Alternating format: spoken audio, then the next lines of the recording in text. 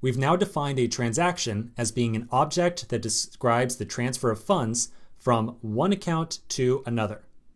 Back at our flow diagram here, we're right on this step right here, where we had said that we had used the Web3 library to create a transaction object. After that object is created, the same Web3 library is then used to send that transaction object to the Rinkeby test network. So the transaction goes out to the network, and then we wait for the transaction to be confirmed. And that right there, this step, this wait right here, is the source of that 30-second wait that we were just kind of sitting around watching that spinner go. So you might have a big question. Why did we wait so long? Why did it take so long to confirm that transaction? Well, we're going to do an aside here, and we're going to start to dive into the Ethereum blockchain. I'm going to tell you right now, this Ethereum blockchain stuff is heavy duty. It is complicated. No two ways about it. It is tough stuff to wrap your head around. And I can almost guarantee you that at some point in time, you're going to say, Stephen, why is this blockchain stuff so hard? Why didn't they just make it easier? Well, I actually have a very good answer for you. When the people behind Bitcoin and the people behind Ethereum sat down and started thinking about a financial system that could be used to replace US dollars or euros or whatever other currencies that are out there, by definition, they had to make a system that they knew would be robust enough to handle billions or trillions of dollars of value being transferred between people every day. So these systems are not complicated for the sake of being complicated.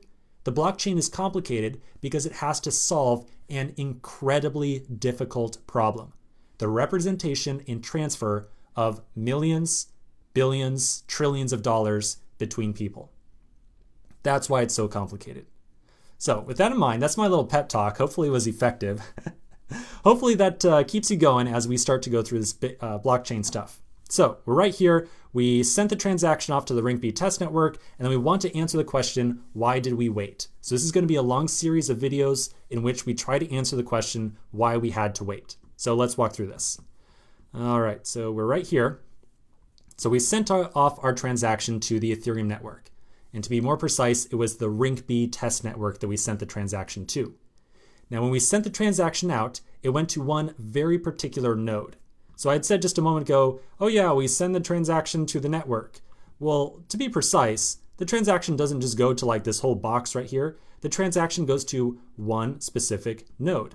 So our applications are always going to be interfacing with one node, and that node will be communicating with the rest of the network. Later on in this course, I'll show you in great detail exactly how we can tell what node we're connected to and how we can change that. But for right now, just understand we sent the transaction to one particular node. Once there, here's a diagram of the node. The node has an entire copy of the blockchain. And for right now, let's just understand the blockchain to be essentially a database. Let's leave it at that for right now. So our transaction arrived at this node. But you have to keep in mind that you and I are not the only people in the world. There are other people in the world who want to submit transactions as well. So maybe at the exact same time that you and I submitted a transaction, maybe two other people did as well. So maybe there's in total 3 transactions that are coming into this node at the exact same time.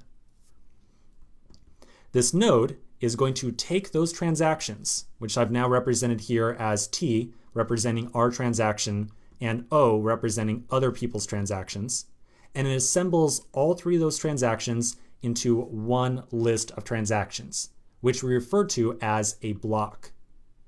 The node then runs some validation logic on this block. That validation logic is what takes the 30 seconds. The validation logic is what takes so long to get a response back to us and say, yep, looks like everything actually moved along okay. And that's kind of a cop-out when I say that. Validation logic, what does that really mean? When I say validation logic, I'm really talking about that term that you might have heard many times in the past when it comes to Bitcoin and Ethereum. You've probably heard of the term mining. Mining.